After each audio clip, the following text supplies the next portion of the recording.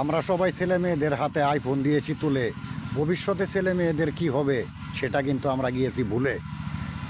একজনের ছেলে একজনের মেয়ে প্রেম করে যখন যায় চলে, ছেলের বাবা যদি হয় দুর্বল, মেয়ের বাবা ছেলের বাবার কাছে গিয়ে আক্রমণ করে বসে। আবার যদি মেয়ের বাবা দুর্বল হয়, ছেলের বাবা মেয়ের বাড়িতে আক্রমণ করে। মেয়ের বাবা দুর্বল হলে ছেলের বাবা মেয়ের বাবাদের বাড়িতে গিয়ে আক্রমণ করে।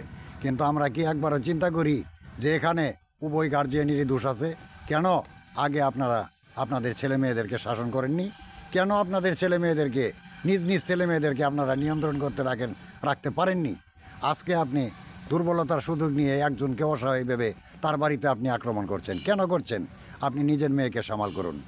অন্যের ছেলের যতটুকু দোষ আপনার স্বীকার করতে হবে আপনার মেয়েরও ঠিক কতটুকু দোষ।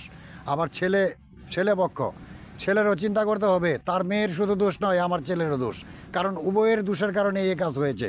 সুতরাং কোনো ছেলে মেয়ে সম্পর্ক করে যদি ভেঙে যায়, তাদেরকে নিয়ে উভয় পক্ষের অভিভাবক মিলে কোনো প্রকারের কলহ বিবাদ না করে নিজেদের সম্পর্ক নষ্ট না করি। যদি ভালো লাগে, আমার এই কথাগুলো যদি ভালো লাগে, তাহলে আপনারা কমেন্টে জানাবেন। যদি কোনো ভুল বলে থাকি সেটাও কমেন্টে জানাবেন। ধন্যবাদ সবাইকে। সবাই ভালো থাকবেন। আসসালামু আলাইকুম।